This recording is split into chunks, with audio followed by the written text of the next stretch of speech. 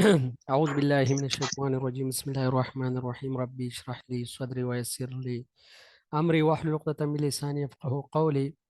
अच्छा, आज इंशाल्लाह बहुत ही इंपॉर्टेंट टॉपिक साइकोलॉजी के हवाले से, स्पेसिफिकली एजुकेशनल साइकोलॉजी के हवाले से बहुत ही ज़्यादा इंपॉर्टेंट है।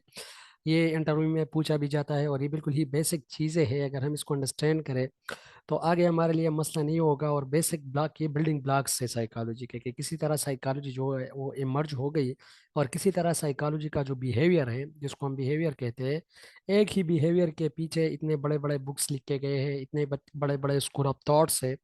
तो इसको इन लोगों ने अपने अपने पॉइंट ऑफ व्यू से एक्सप्लेन किया है कि ये जो बिहेवियर है इसको हम किस तरह देखते हैं और किस तरह हम इसको एक्सप्लेन करते हैं। ठीक है। अच्छा, ये स्कूल ऑफ थॉट जो है स्ट्रक्चरलिज्म, जो ओल्डेस्ट स्कूल ऑफ थॉट से है, ये जर्मनी से है। फंक्शनलिज्म यूएसए का है। बिहेवियरिज्म जो है ये भी वाटसन और लोगों का, ये भी यूएसए का है। और सिगमंड फ्रॉइड जो है ऑस्ट्रियन है, ऑस्ट्रेलिया से इसका ताल्लुक है। और गेस्टाल्ट फ्रेंच है, क्योंकि वर्ड भी फ्रेंच है। ह्यूमनिस्टिक मेजडो की है, तो मेरे ख्याल में ये भी अमेरिकन ही है, यूएसए ही है। और एग्जिस्टेंशियल स्कूल जो है ये मेरे लिए भी थोड़ा न्यू है, और इंशाल्लाह इसको हम पढ़ेंगे कि इसमें क्या क्या चीज़ें हैं। ठीक है, क्योंकि एज सच ये इंक्लूड नहीं है और उस स्कूल ऑफ थॉट्स में, लेकिन यहाँ पर ये इन्होंने इंक्लूड किया है, तो इसको हम इंशाल्लाह आगे पढ़ेंगे कि इसके अंदर क्या है। ठीक है। अच्छा जी, structuralism. This school of psychology was started by Wundt, William Wundt जो है ये इसका ताल्लुक जर्मनी से है।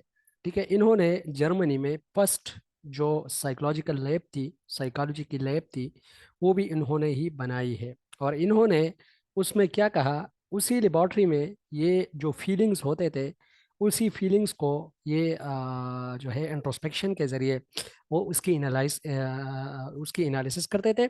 और फिर उनको क्या किया जाता था, उसकी जो डायग्नोज किया जाता था। ठीक है, इसके अपने कुछ उसूल होते थे, वो तो ऐसे मैंने नहीं पढ़े। अच्छा, this school of psychology was started by William Wundt. The goal of structuralism was to find the elements which make up the mind. ठीक है, सिंपल इसकी एक चीज़ है कि जो एलिमेंट्स ऑफ माइंड है, ये उसको ही पढ़ते हैं, उसको ही एड्रेस करते हैं कि ये जो माइंड है और ये जो कॉन्शियसनेस है, ये दोनों स्पेसिफिकली एक अच्छा 1 मिनट, एक इम्पोर्टेंट कॉल है, सॉरी टू। अच्छा जी, स्कूल ऑफ साइकोलॉजी हमने स्टार्ट की है, जो अभी अभी ज्वाइन हुए हैं। ठीक है, उसमें स्ट्रक्चरिज्म जो है वो फर्स्ट स्कूल ऑफ थॉट है। इसको हम डिटेल में पढ़ते हैं। मैंने कहा कि स्ट्रक्चरिज्म का ताल्लुक जो है वो जर्मनी जर्मनी से है, क्योंकि विलियम वॉन जो है इसका ताल्लुक भी जर्मनी से था। और इन्होंने फर्स्ट साइकोलॉजिकल लैब जो थी ये इन्होंने ही बनाई थी। और उसमें जो फीलिंग्स होते थे उनकी उनकी स्टडी की जाती थी, उनको डायग्नोज किया जाता था। क्योंकि लेबॉर्ट्री का फंक्शन यही होता है, उसका मकसद यही होता है कि चीज़ों को डायग्नोज करना। ठीक है। अच्छा, आवाज़ तो मेरी पहुंच रही है, मेरा जब खान साहब? जी आप क्लियर है। ओके जी, ओके ओके। स्ट्रक्चरिज्म, ठीक है, ये वाली अमाउंट की दी हुई है। अच्छा, माइक अपना ऑफ कीजिएगा, माइक अपना ऑफ कीजिएगा। बिल्कुल इसी तरह शोर आ रहा है जैसे आप जिहाज में बैठे हो, जिहाज में जा रहे हो। ठीक है जी। The school of psychology was started by Wundt. The goal of structuralism was to find the element which make up the mind. ठीक है, इन्होंने कहा कि ये जो माइंड है ये छोटे छोटे स्ट्रक्चर से बना है, छोटे छोटे एलिमेंट से बना है। और वही एलिमेंट क्या है, एक इन्होंने कहा था अच्छा, स्ट्रक्चरिज्म पे ज्यादा काम जो है वो टिचनर ने किया है, लेकिन टिचनर यहाँ पर मेंशन नहीं है। वो विलियम वॉन्ड जो है इनका शागिर्द है। ठीक है, टिचनर जो है इन्होंने काम किया है, और वो कहता है कि कॉन्शियसनेस और जो माइंड है, कॉन्शियसनेस और माइंड जो है ये दोनों अलग अलग चीजें हैं। इन्होंने फर्स्ट इसको ब्रोक किया कि कॉन्शियसनेस और माइंड जो है इन दोनों का ताल्लुक आपके बिहेवियर से है। ठीक है, लेकिन कॉन्शियसनेस जो है इसका ताल्लुक स्पेसिफिकली उन्हीं बिहेवियर से है जो रेगुलरली आपके क्या होते हैं, अकर होते हैं, ऑन द स्पॉट आपके अकर होते हैं।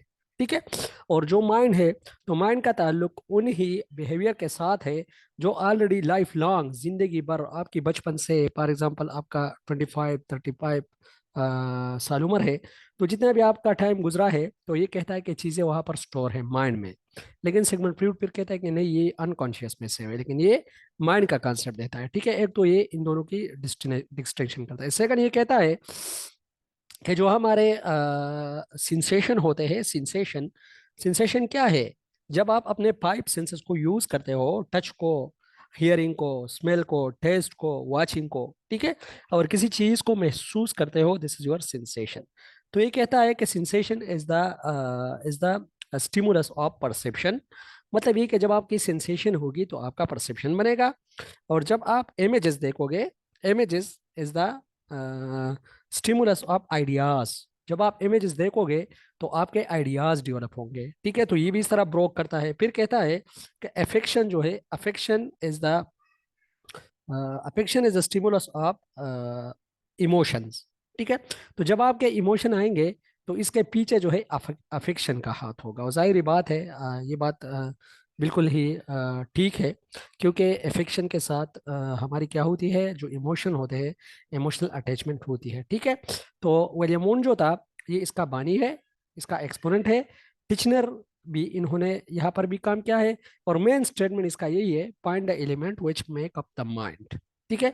The main method use by them to discover the elementary units of mind is introspection. इन्होंने एंट्रोस्पेक्शन का जो मेथड है, ये सबसे ओल्डेस्ट मेथड और इन्होंने ही यूज किया है, ठीक है, स्ट्रक्चरलिज्म ने, ठीक है। फिर फंक्शनलिज्म है, the functioning of mental processes and how it mind works, William James. William James का ताल्लुक यूएसए से है, ये एक अमेरिकन फिलोसफी है, सॉरी स्कूल ऑफ थॉट्स है साइकोलॉजी की। फंक्शनलिज्म कहते हैं एज द नेम इंडिकेट, जिस तरह नेम से जाहिर है कि इसका ताल्लुक जो है, ये फंक्शन पे बहुत ही ज़्यादा फोकस करते हैं। और ये कहते हैं कि जो बिहेवियर का फंक्शन है, जो माइंड का फंक्शन है, वही हमारे बिहेवियर है। माइंड जिस तरह फंक्शन करते हैं, उसी से ही हमारे बिहेवियर जो है वो शेप होते हैं, ठीक है। The functioning of mental processes and how the mind works was seen as the subject matter of psychology. Observations of actual behaviour was used to supplement data. यहाँ पर ऑब्जर्वेशन मेथड यूज किया गया है। ऊपर जो है स्ट्रक्चरलिज्म में, वहाँ पर इंट्रोस्पेक्शन यूज किया गया था।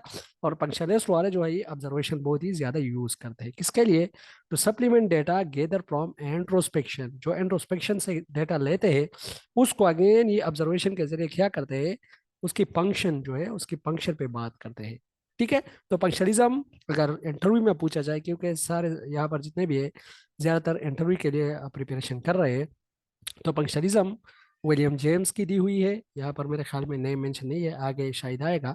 और स्ट्रक्चरलिज्म जो है वो विलियम वोन की दी हुई है। स्ट्रक्चरलिज्म जो है, ये वो है, जर्मनी से है। और जो पंक्चुअलिज्म है, यूएसए है, ठीक है। स्ट्रक्चरलिज्म स्ट्रक्चर पे फोकस करता है कि जो एलिमेंट ऑफ माइंड है, वो हमारे बिहेवियर को, हमारे माइंड को चला रहा है। जबकि पंक्चुअलिज्म फंक्शन पे फोकस करता है कि जो हमारे फंक्शन है, वही ज्यादा इंपॉर्टेंट है एज कंपेयर टू स्ट्रक्चर, ठीक है। अच्छा, बहुत ही वेल नोन, बहुत ही इंपॉर्टेंट स्कूल ऑफ थॉट जो कि इंटरव्यू में बार बार पूछा जाता है, बिहेवियरिज्म, ठीक है। बिहेवियरिज्म अगर हम पढ़े तो मतलब ये कि साइकोलॉजी के कम से कम दो तीन क्वेश्चन हमारे, सॉरी इंटरव्यू के दो तीन क्वेश्चन हमारे ऑलरेडी क्लियर हो जाते हैं, ठीक है। तो बिहेवियरिज्म क्या है, बिहेवियर को स्टडी करना। बिहेवियर ये कहते हैं कि जो हमारे बिहेवियर है, वो शेप होते हैं हमारे इंटरेक्शन और हमारी कंडीशनिंग के साथ। हमारी इंटरेक्शन जो हमारी एनवायरनमेंट के साथ है, और जो हमारी कंडीशनिंग होती है, उसी के साथ ही हमारे जो बिहेवियर है, वो क्या होता है, या तो रीएनफोर्स होते हैं, स्ट्रेंथन होते हैं, और या उसको हम इलिमिनेट कर सकते हैं, ठीक है। ये जो इसका जो बानी है, वो है जेबी वाटसन। जेबी वाटसन, कल भी इंटरव्यू के क्लास में हमने इस पे थोड़ा सा बात किया था। इन्होंने एक एक्सपेरिमेंट किया था। अल्पर्ट एक छोटा सा बच्चा था, 11 महीनों का। उन पे एक इस तरह का एक्सपेरिमेंट किया था कि एक बिल्ली थी, और वो बिल्ली से अक्सर खेलता रहता था। वो जो बच्चा था, उससे मतलब बिल्कुल डरता ही नहीं था, उससे बिल्कुल खौफ उसकी नहीं थी। क्या किया, जब वॉटसन ने इस तरह किया कि एक हैमर, एक आवाज, जो है खौफनाक सी आवाज, वो जब बिल्ली आती थी, तो वो खौफनाक सी आवाज जो है, वो हैमर के साथ उसको बजाता था, ठीक है। तो बच्चा इसको महसूस कर रहा है। एक बार जब उन्होंने इसको किया तो बच्चा डर गया। अगेन जब बिल्ली आती है, फिर वो हैमर को उससे वॉइस निकालता है, फिर बच्चा डरता है। इसी तरह जब इन्होंने 4-5 मरतबा इसी को रिपीट किया, और फिर इसको रिमूव किया, मतलब ये जो कंडीशनिंग की थी इन्होंने, फिर इसको रिमूव किया, तो इन्होंने देखा कि जब बिल्ली आती थी, तो अगेन बिल्ली की वजह से भी उनको क्या आता था, खौफ आता था। जो पहले बिल्ली से जितना जितना उसका प्यार और लगाव था, वो खत्म हो गया, और फिर वो एक खौफ में तब्दील हो गया। मतलब ये कि यहाँ पर कंडीशनिंग की वजह से जो बिहेवियर था, वो यहाँ क्या हो गया, खत्म हो गया, डिलीट हो गया, ठीक है। तो जेबी वाटसन इसका प्रोमिनेंट है। प्रोपोनेंट है। It is rooted in Thorndike theory of trial and error learning which stress the behaviors formed through association between stimulus and response that are stamped into the behavior of the organism through the three basic laws of frequency, recency and law of effect. इन्होंने तकरीबन 10 के 11 laws दिए हैं। उसको इंशाल्लाह आगे हम पढ़ेंगे, बहुत ही ज़्यादा वेल नोन और बहुत ही ज़्यादा इंपॉर्टेंट है जो थोंडाइक के लॉज है। थॉलमेंस ने भी कुछ लॉज दिए हैं, उसको भी हम इंशाल्लाह पढ़ेंगे। थोंडाइक भी इसी स्कूल ऑफ थॉट से है, बिहेवियरिज्म से है।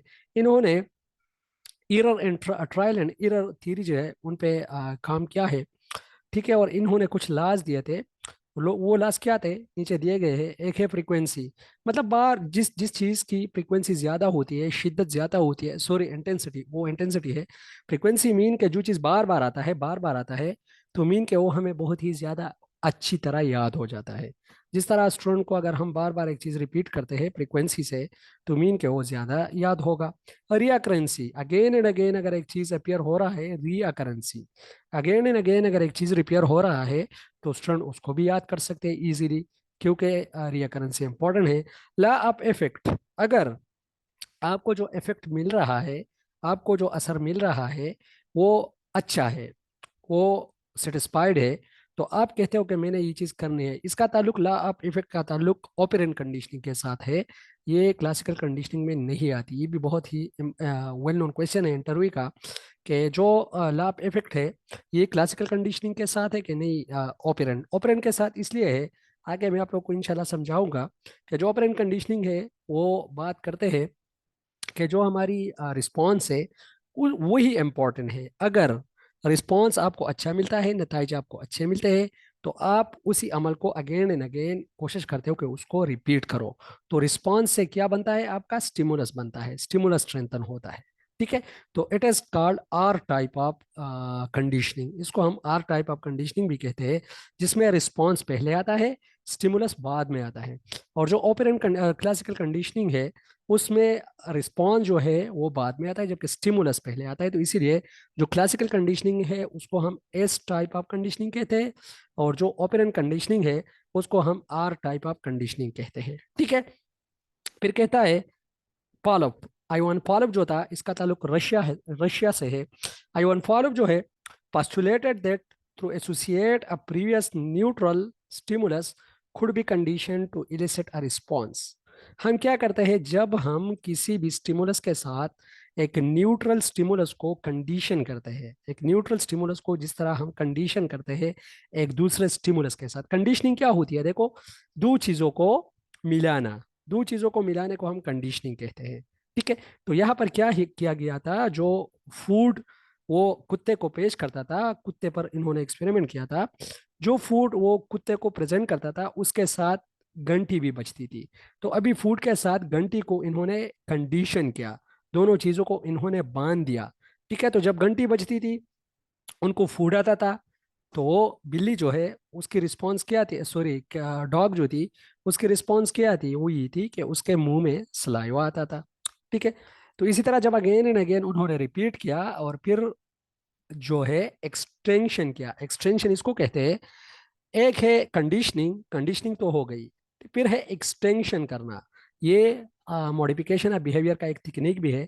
एक्सटेंशन हम इसको कहते हैं कि जब हम डिटेच कर ले फिर उसी न्यूट्रल स्टिमुलस को, जिस तरह मैंने आप लोगों को कहा कि खुराक को घंटी के साथ एसोसिएट किया गया, अभी घंटे और खुराक को अलग किया गया, this is extension. Slowly slowly gradually उनको रिमूव किया गया, ठीक है। स्लोली स्लोली जब हम रिमूव करते हैं उसको हम फेडिंग कहते हैं, FADING, फेडिंग। लेकिन जब हम एब्रप्टली इसको रिमूव करते हैं तो उसको हम एक्सटेंशन कहते हैं। फिर इन्होंने एक्सटेंशन किया, लेकिन जब एक्सटेंशन किया तो इन्होंने देखा कि वो जो बिहेवियर था उसकी एसोसिएशन हो गई थी, ठीक है। खत्म किया, लेकिन स्टिल उसकी जो एसोसिएशन थी वो हो गई थी। लेकिन अगेन जो है ये कहता है, अच्छा फिर कल आ रहे हैं मेरे ख्याल में, स्टूडेंट को साइन होने में फिर मसला आ रहा है। मैं थोड़ा सा ये मैसेजेस पढ़ लूँ। ओके जी, फिर क्या हुआ कि जो इन्होंने फूड, फिर क्या हुआ, जो इन्होंने फूड और जो वहाँ पर घंटी थी, इन्होंने फिर इसकी एक्सटेंशन कर ली, लेकिन स्टिल वो जो बिहेवियर था वो आ गया था इसमें, उसकी कंडीशनिंग हो चुकी थी, ठीक है। तो ये चीज़ इन्होंने रिपीट किया, और यहाँ पर उन्होंने कुछ लाज दिए, फिर 11 लाज है, वो इंशाल्लाह आगे हम पढ़ेंगे, वो बहुत ही ज़्यादा इंपॉर्टेंट है। यहाँ पर फॉलोअप को हम पढ़ रहे थे, सॉरी थॉर्नडाइक से तो हम आगे गए थे, अब फॉलोअप की तरफ हम गए थे। तो क्लासिकल कंडीशनिंग का मैंने आप लोगों को और ऑपरेंट कंडीशनिंग का फर्क थोड़ा सा समझाना था, कि एक को हम आर टाइप कहते हैं जिसको हम ऑपरेंट कंडीशनिंग कहते हैं, और एक को हम क्लासिकल को हम एस टाइप कहते हैं। एस टाइप को हम क्या कहते हैं, उसको हम क्लासिकल कंडीशनिंग कहते हैं, ठीक है। स्टिमुलस जब आपका स्ट्रेंथन करता है रिस्पॉन्स को, इट इज क्लासिकल कंडीशनिंग। जब आर रिस्पॉन्स आपका जो है स्ट्रेंथन करता है आपके स्टिमुलस को, तो दिस इज आर टाइप, जिसको हम ऑपरेंट कंडीशनिंग कहते हैं, ठीक है। अच्छा, या फिर कहता है elicited response classical conditioning state is one of the most important paradigm of learning। ये बहुत ही ज्यादा इंपॉर्टेंट है, ठीक है, तो इसको भी हम आगे पढ़ते हैं, ठीक है। अच्छा, पैराडाइम क्या होता है? It's a school of thoughts, या it's the group of people having their unique thinking, ठीक है। अच्छा, स्किनर थ्योरी ऑफ इंस्ट्रूमेंटल और ऑपरेंट कंडीशनिंग। स्किनर जो है उन्होंने ऑपरेंट कंडीशनिंग का कंसेप्ट दिया था, जबकि आई वन फॉलो जो है उन्होंने क्लासिकल कंडीशनिंग का जो है कंसेप्ट दिया था, ठीक है। तो स्किनर थ्योरी ऑफ इंस्ट्रूमेंटल और operant conditioning stresses that the rate of an organism responses, ये देखो यहाँ पर रिस्पॉन्स का वर्ड यूज हुआ है, मतलब ये कि यहाँ पर रिस्पॉन्स इंपॉर्टेंट है, और रिस्पॉन्स की वजह से ही क्या हो रहा है, स्ट्रेंथन हो रहा है वो जो स्टिमुलस है वो, ठीक है। इंक्रीज और decrease it's directly influenced by the subsequent delivery of a reinforcer और अ पनिशर, ठीक है। मतलब ये कि आप अगर स्टूडेंट को मोटिवेट करते हो, एक दिन उसकी प्रेज करते हो, उसकी तारीफ करते हो, तो अगेन एंड अगेन उसी चीज को करने की कोशिश करता है, तो अभी क्या है, कॉन्सिक्वेंसेस उसको अच्छे मिल रहे हैं, दैट्स वाई वो जो है बार बार उस चीज को करने की कोशिश करता है, ठीक है। तो ये एनफोर्सर और पनिशर को जो है क्या करता है, स्ट्रेंथन करता है या खत्म करता है। The behaviour according to behaviourist whether adaptive or inadaptive as learned and psychology should concern itself only that which objectively observable and measurable। ये देखो, बिहेवियरिस्ट कहते हैं कि जो बिहेवियर है वो ऑब्जर्वेबल और मेजरेबल है, ये बात भी करते हैं, क्या है, ऑब्जर्वेबल और मेजरेबल भी है। और सेकंड, ये एडॉप्टिव बिहेवियर की बात करता है, बहुत ही ज्यादा इंपॉर्टेंट है। एडॉप्टिव बिहेवियर का मतलब ये है कि जब आप सिचुएशन के जरिए, सिचुएशन को देखते हुए कोई भी बिहेवियर करते हो, इसको हम एडॉप्टिव बिहेवियर कहते हैं। फॉर एग्जाम्पल, टीचर आ रहा है, उसका एक स्टूडेंट बोल रहा है, ठीक है, दोस्त एक दूसरे के साथ बोल रहे हैं, बिल्कुल ही फ्रेंकली है, बिल्कुल ही फ्रीली है, बिल्कुल ही इनफॉर्मल कन्वर्सेशन हो रही है। लेकिन जब टीचर पहुंचता है, तो ऑन द स्पॉट उसका जो एडॉप्ट वो बिहेवियर होता है, उसी उसी जगह वो बिल्कुल रिस्पेक्टेबल होता है, मतलब वो जो अडॉप्ट करता है बिहेवियर को, वो चेंज करता है। क्यों चेंज कर रहा है? इसीलिए कि जो सिचुएशन है, ये जो माहौल है, ये उनको अभी इजाजत नहीं दे रहा। सिचुएशन के जरिए, सिचुएशन को देखते हुए जब आप अडॉप्ट करते हो किसी भी बिहेवियर को, इसको हम एडॉप्टिव बिहेवियर कहते हैं, ठीक है। फॉर एग्जाम्पल, यहाँ पर बिहेवियरिस्ट ने एक एग्जाम्पल भी दी है, ठीक है, वो यहाँ पर नहीं लिखा। ये कहते हैं कि जब आपको थर्स्ट लगती है, ठीक है, तो थर्स्ट आपका क्या है, ठीक है, थर्स्ट जो है ये आपका है मोटिवेटिंग स्टिमुलस। एडॉप्टिव बिहेवियर को इन्होंने तीन हिस्सों में डिवाइड किया हुआ है। एक है मोटिवेटिंग स्टिमुलस, दूसरा है सेंसरी स्टिमुलस, और तीसरा जो है वो रिस्पॉन्सिव स्टिमुलस, ठीक है। देखो, motivating stimulus, sensory stimulus, responsive stimulus, ठीक है। फॉर एग्जांपल, किसी बंदे को भूख लगी है, सॉरी प्यास लगी है, थर्स्ट लगी है, तो मोटिवेटिंग स्टिमुलस अभी क्या है, थर्स्ट है। वो जो थर्स्ट है वो किसी को मोटिवेट कर रहा है पानी के लिए। सेंसरी स्टिमुलस जो है वो वाटर है, पानी है, ठीक है, क्योंकि सेंसरी के साथ, सेंसरी का ताल्लुक जो है वो किस चीज के साथ है, किसी फिजिकल चीज को ले जाना या ले आना, ठीक है। सेंसरी का एक सेंस दे रहा है इसको, ठीक ठीक है। तो ये है वाटर। और फिर जो रिस्पॉन्सिव स्टिमुलस है वो ड्रिंकिंग है, ठीक है। तो क्या है, एडॉप्टिव बिहेवियर को हम तीन हिस्सों में डिवाइड करते हैं। फर्स्ट जो है motivating stimulus, second sensory stimulus, और थर्ड जो है वो रिस्पॉन्सिव स्टिमुलस है। जिस तरह थर्स्ट लगती है, थर्स्ट जो है ये हमारे पास जो है मोटिवेटिंग स्टिमुलस है, और फिर वाटर जो है ये सेंसरी स्टिमुलस है, और जो ड्रिंकिंग है ये रिस्पॉन्सिव स्टिमुलस है, ठीक है। तो ये एडॉप्टिव बिहेवियर जो है उसका, उसकी भी बात करता है। ठीक है, ये छोटी छोटी चीजें हैं, लेकिन इंटरव्यू में अक्सर यही क्वेश्चन पूछे जाते हैं कि एडॉप्टिव एडॉप्टिव बिहेवियर क्या है, और एडॉप्टिव एडॉप्टिव बिहेवियर का पे किसने काम किया था, मतलब कौन से स्कूल ऑफ थॉट थे। तो ये बिहेवियरिज्म के अंदर ही आते हैं। ठीक है, अच्छा, नेक्स्ट जो है हमारे स्कूल ऑफ थॉट, वो है Sigmund Freud school of psychoanalysis. ठीक है, स्कूल ऑफ साइको एनालिसिस या स्कूल ऑफ साइको एनालिटिक्स भी हम इसको कहते हैं। ठीक है, इन्होंने क्या कहा, सिगमंड फ्रूड जो है ऑस्ट्रियन न्यूरोलॉजिस्ट था, ऑस्ट्रेलिया से इसका ताल्लुक है। इन्होंने कहा था इन्होंने कहा था अच्छा, रिकॉर्डिंग मैंने स्टार्ट की थी। ओके जी, स्टार्ट की थी। सिगमंड फ्रूड जो है, इन्होंने कहा था कि इंसान का जो माइंड है वो तीन हिस्सों पे मुश्तमिल है। एक है कॉन्शियस, एक है सबकॉन्शियस, और एक है अनकॉन्शियस। ठीक है, और तीनों जो है, तीनों बहुत ही ज़्यादा इंपॉर्टेंट है।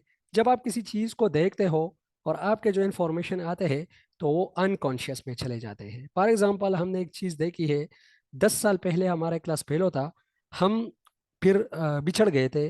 ऑन द स्पॉट जब हमारी मुलाकात होती है तो ऑन द स्पॉट हमें याद आता है, वो भी याद आता है, उसका नाम भी याद आता है, उसका चेहरा भी याद आता है, क्योंकि स्कीमा जो है ऑलरेडी आपकी जहन में बनी हुई होती है और वो अनकॉन्शियस में पड़ी हुई होती है। ठीक है, तो वही चीज़ें ऑटोमेटिकली आ जाती है। तो सिगमंड फ्रॉइड कहता है कि जो हमारा माइंड है, इंसान का माइंड है, ये तीन हिस्सों पे मुश्तमिल है। ठीक है, फर्स्ट कॉन्शियस, सबकॉन्शियस और अनकॉन्शियस। ये जो कॉन्शियस है, इन्होंने कहा था कि इंसान के दिमाग की मिसाल एक आइसबर्ग की तरह है, जो बर्फ का टुकड़ा होता है। अगर हम इसको पानी में फेंक दें तो इसका ज्यादातर हिस्सा जो होता है वो बर्फ के बिल्कुल वो पानी के सतह के नीचे होता है, और जो छोटा सा हिस्सा होता है वो ऊपर होता है। तो ये जो छोटा सा हिस्सा है जिसमें हमारे कॉन्शियस बिहेवियर है, ये हमारा कॉन्शियस है, और जो नीचे है वो हमारी अनकॉन्शियस और सबकॉन्शियस है। ठीक है, तो जो हमारा कॉन्शियस है ये थोड़ा सा है, छोटा सा है। ठीक है, अक्सर हम कहते हैं ना, हमें चीज याद नहीं रहती। चीजें याद रहती है लेकिन वो अनकॉन्शियस में चली जाती है। फिर अनकॉन्शियस से चीजें कॉन्शियस में लाने के लिए आपको की कुछ स्पेसिफिक चीजें उन उनका ख्याल करना होगा। एक है जो थोंडाइक ने लाज दिए हैं, उसी लाज को आप लोगों ने फिर अपनाने होंगे। उस पर अगर आप लोग अमल कर लो, जिस तरह वो कहता है कि ला आप रिसेंसी, जो आप चीज़ें देखते हो तो उसके मतलब आपके जो इंफॉर्मेशन होते हैं अनकॉन्शियस में ऑटोमेटिकली कॉन्शियस में आ जाते हैं। सेकंड, ला आप एक्सरसाइज, बार बार जब आप प्रैक्टिस करो, बार बार जब आप प्रैक्टिस करो तो चीज़ें आपको याद हो जाएगी। ठीक है, तो इसी तरह के और भी लाज है, ला आप इंटेंसिटी, ला आप अकरेंसी, ला आप इफेक्ट। ठीक है, तो Sigmund Freud has been great Hollywood screen writer, has stories of personalities and one of desire, power, control of freedom. Our personality represent a drama of sort acted out in our mind. ये क्या कह रहा है, कह रहा है कि जो हमारी पर्सनालिटी है ये एक ड्रामा है जो इंसान के अंदर है, इंसान के माइंड के अंदर है। ठीक है, और ये जो सारा किस्सा है इसका ताल्लुक हमारे डिजायर के साथ है, हमारी पावर के साथ है, और हमारी कंट्रोल और फ्रीडम के साथ है। ठीक है, इन्होंने एक थ्योरी दी थी, बहुत ही वेल नोन, आज तक किसी ने चैलेंज भी नहीं की।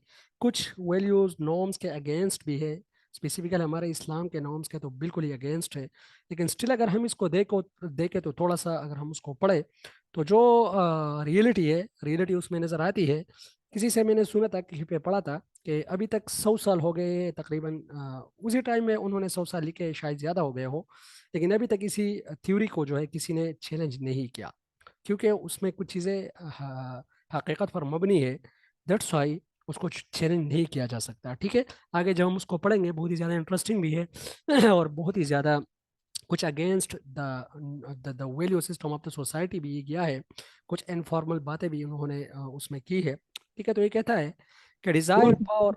जी जी। बताओ, जी, ये नाम तो बताओ sir.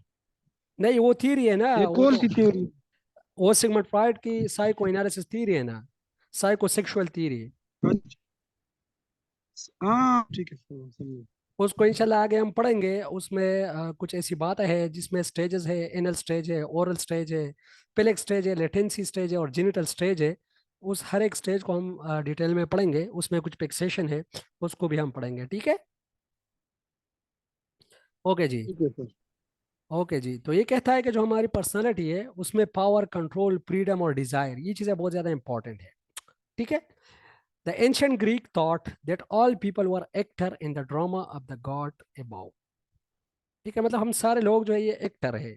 For Freud we are simply actors in the drama of our mind. ये देखो, हम जस्ट एक्टर है अपने जहन के लिए। मतलब हम क्या कर रहे हैं, जहन जो हमें डायरेक्शन देता है, हम उसी तरह ही एक्टिंग करते हैं। जहन हमें कहता है कि आप उस तरफ जाओ। जाहिर बात है, ये तो सच है, क्योंकि ये जो माइंड है ये तो हमारी दारुल हुकूमत है। ये हमें जिस तरफ भी ले जाना चाहे हम उसी तरफ ही जाते हैं। ये हमें क्या देता है, डायरेक्शन देते हैं, ठीक है। Pushes pushes by desire. और हमारे माइंड में क्या होते हैं, डिजायर्स होते हैं, हमारे ख्वाहिशात होते हैं, ठीक है। पुल्ड बाई कॉन्साइंस, ठीक है। और यहाँ पर कुछ क्या है, कॉन्साइनस है, और वो इसको क्या कर रहा है, पुल कर रहा है, ठीक है। According to Freud, there is conscious, subconscious and unconscious. Conscious, subconscious और अनकॉन्शियस क्या है, इसको हम इंशाल्लाह उसी थ्योरी में ही डिस्कस करेंगे। लेकिन कॉन्शियस जो है वो शऊर है, अनकॉन्शियस लाशऊर है, और सबकॉन्शियस इनका मिडल है, जो कि रनिंग सिस्टम को, रनिंग प्रोग्राम को चला रहा है।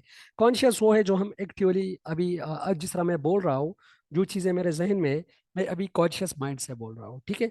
अभी फॉर एग्जांपल एक ऐसा नाम आ गया, इसमें ऑटोमेटिकली अल्बर्ट बेंडोरा या इस तरह का जेरम ब्रूनर का नाम आ गया, और अभी मैं उसको रिकॉल करना चाहूँ तो मैंने फिर अपने अनकॉन्शियस पे जोर देके उनको कॉन्शियस में लाना है, ठीक है। तो ये इंशाल्लाह हम आगे फिर पढ़ेंगे। तो अनकॉन्शियस वही चीज़ें हैं जो लाशऊर में पड़ी है। एक चीज़ जब हम देखते हैं तो वो हम अवॉइड नहीं करते, वो अनकॉन्शियस पे चले जाते हैं। और जब कॉन्शियस में आते हैं तो फिर हम उस पर एक्शन करते हैं, वो हमारे एक्टिव बिहेवियर होते हैं, ठीक है। अच्छा, तो ये कहता है कि conscious, subconscious and unconscious level in person, and there are three dimension of a personality which call id, ego and superego. इस पे अच्छी खासी बात हमने कल की थी। इड जो है वो रियलिटी, सॉरी ये बच्चा है, इमीडिएट ग्रेटिफिकेशन पे ये काम करता है। ये कहता है, इड कहता है, या उसी थ्योरी में हम इंशाल्लाह पढ़ेंगे भी डिटेल में। इड कहता है कि हम, मुझे एक चीज चाहिए लेकिन अभी चाहिए, ठीक है। ईगो कहती है, ईगो रियलिटी प्रिंसिपल पे काम करती है। ईगो कहती है कि ये चीज हमने देखना है कि जो आप मांग रहे हो, आया उससे किसी को नुकसान तो नहीं हो रहा, या एक इमोरल चीज कि आप तो डिमांड नहीं कर रहे हो। फॉर एग्जांपल, मैं आप लोग को एग्जांपल से समझाता हूँ। फॉर एग्जांपल, एक बंदा है, वो चोरी करना चाहता है। अभी आपका ऐड कहता है कि मेरे पास बहुत ज्यादा पैसे हो, मैं चोरी करना चाहता हूँ। ईगो जो है वो कहते हैं कि नहीं, क्योंकि वो तो रियलिटी प्रिंसिपल पे काम करता है, वो कहते हैं कि नहीं, ये ठीक नहीं है सोसाइटी के लिए, सॉरी आपके लिए। तो सुपर ईगो जो है वो क्या है, वो सोसाइटी है। तो वहां पर सोसाइटी जो है, सोसाइटी में इसकी क्या है, आपको पनिश हो जाएगी, आपको जो है जेल हो जाएगी, आप जो है बदनाम हो जाओगे, ठीक है। तो सुपर ईगो सोसाइटी है, सोशल एस्पेक्ट है। इट जो है ये हमारा जो है इमीडिएट ग्रेटिफिकेशन पे काम करता है, ठीक है। और ये इसको पता नहीं है, ये बच्चा है कि ये जो मैं चीज़ मांग रहा हूँ, आया ये ठीक भी है कि नहीं है। और जो ईगो है, ये मीडिएटर है, ये रियलिटी प्रिंसिपल पे काम करता है और मीडिएटर है, और ये इसलाह करता है सुपर ईगो और इट के दरमियान, ठीक है। फॉर एग्जांपल, अगर इट कहता है कि मैंने चोरी करनी है, सुपर ईगो कहता है कि नहीं, सोसाइटी में ये बुरी बात है।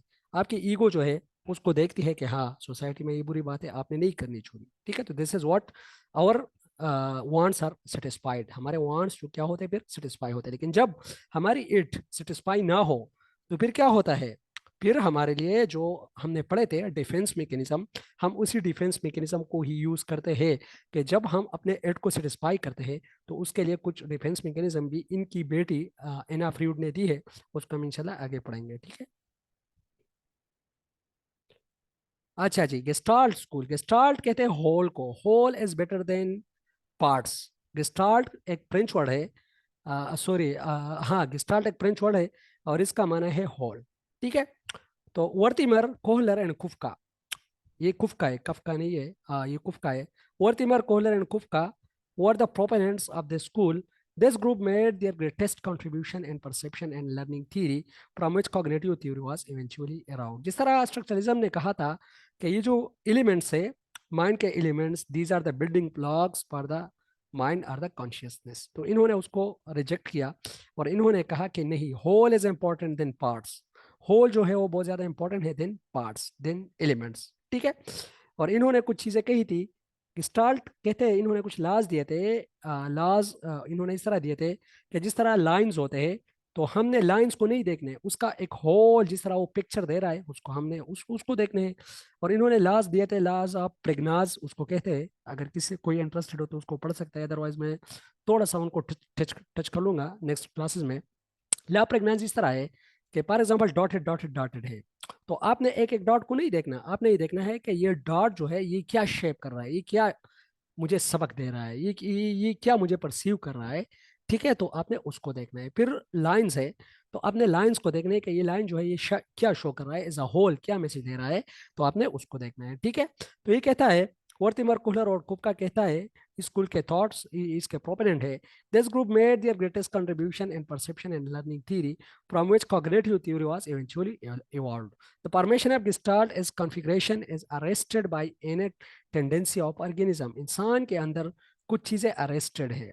इट्स परसेप्चुअल, मतलब ये कि जब हम उसको देखते हैं तो फिर हमें क्या कुछ चीजें याद आ जाती है, हमारा परसेप्शन बनता है। Experience on the basis of similarity, continuity and closure, ये बहुत ज्यादा इंपॉर्टेंट है। सिमिलरिटी, चीजें सेम है, आपको क्या मैसेज मिलता है आप उसको देखते हुए।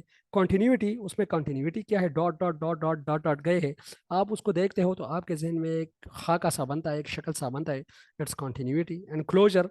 किसी चीज को जब आप कितने क्लोज से देखते हो तो आपको क्या पिक्चर देता है। लॉज ऑफ प्रेग्नेंस आप लोग थोड़ा सा पढ़ लो, तो ये सिमिलरिटी, कंटिन्यूटी और क्लोजर जो है, ये सारी चीजें आप लोगों के लिए बिल्कुल ही क्लियर हो जाएगी, बहुत ही इंटरेस्टिंग है।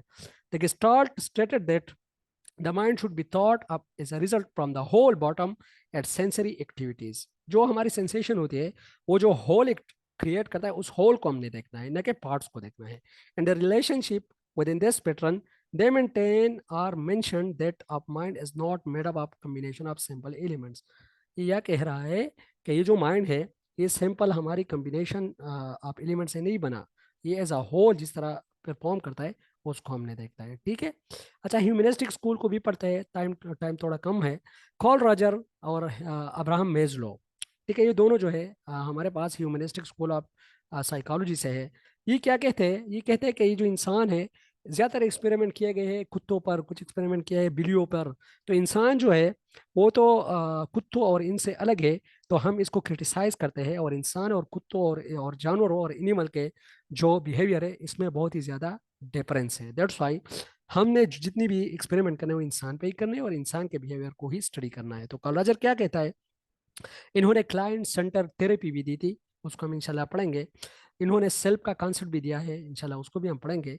कॉलराजर is a proponent of the school, they believe that man is essentially good and rational with I me my self. ये देखो बहुत ही इंटरेस्टिंग चीज इन्होंने लिखी है, I me and my self, what I am, मतलब सेल्फ को इन्होंने तीन हिस्सों में डिवाइड किया था, what I, my real image. अच्छा, इस तरह करता है, ये चीज़ बहुत ही ज़्यादा इंटरेस्टिंग और बहुत ही ज़्यादा इंपॉर्टेंट है, और टाइम बहुत ही शॉर्ट रह गया है, तो उसको इसको यह ही वाइंड अप करते हैं कि इंशाल्लाह ये जो ह्यूमनिस्टिक स्कूल है और आगे एक दो स्कूल और भी है उसको हम पढ़ेंगे। ठीक है, किसी का कोई क्वेश्चन हो तो पूछ सकते हैं जी। अच्छा, मेरे ख्याल में आज मेल एक भी मेंबर नहीं है, सारे फीमेल ही है, दो तीन, पता नहीं कहाँ गए हैं वो। मेरे ख्याल में उसको ज्वाइन होने में थोड़ा इशू है। जी जी।